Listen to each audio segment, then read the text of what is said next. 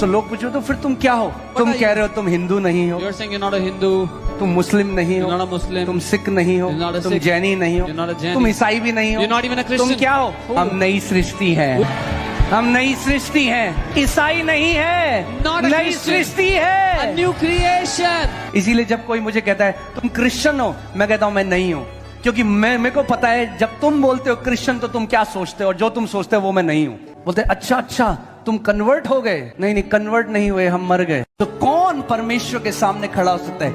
मनुष्य धार्मिकता नहीं स्थापित कर सकता अपने कर्मों से। इस बात को समझ जाओ एक बारी और हमेशा के लिए। फिर हम चेलों की तरह बोलेंगे कि प्रभु ये तो इम्पॉसिबल है, ये तो मनुष्य से नहीं हो सकता।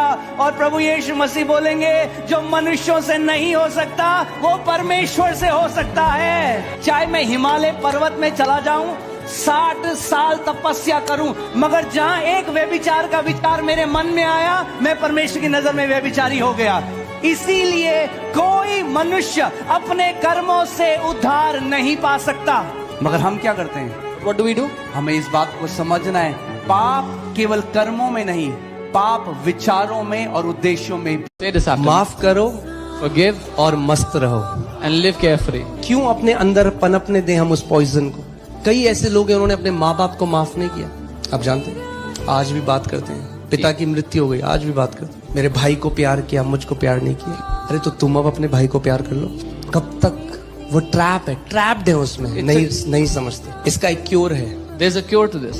जो लोग छोटी छोटी बातों में नाराज जाते हैं ना, ये उनकी स्पिरिचुअल मैच्योरिटी को दर्शाता है। कई ऐसे लोग हैं वो कहते हैं हमने सेवा करी, हमने यहाँ सेवा करी, वहां सेवा करी, और छोटी छोटी बातों में आप देखोगे नाराज हो रहे। तो वो क्या है? वो आत्मिक बच्चे हैं। अब देखोगे बच्चे छोटी छोटी बातों में बुरा मान जाते हैं, छोटी छोटी बातों में रोने लग जाते हैं। ऐसे ही कई आत्मिक लोग कलीसिया में। That's how there are many spiritual people in the church. ये मीटर है कि अगर जो आपकी सिचुएशन है, मुझे नहीं पता आपकी सिचुएशन क्या है, मगर आपका पिता आज आपको कह रहा है मेरे बेटे, मेरी बेटी, मत डर, fear not, I am with you, I will never leave you, I will never forsake you।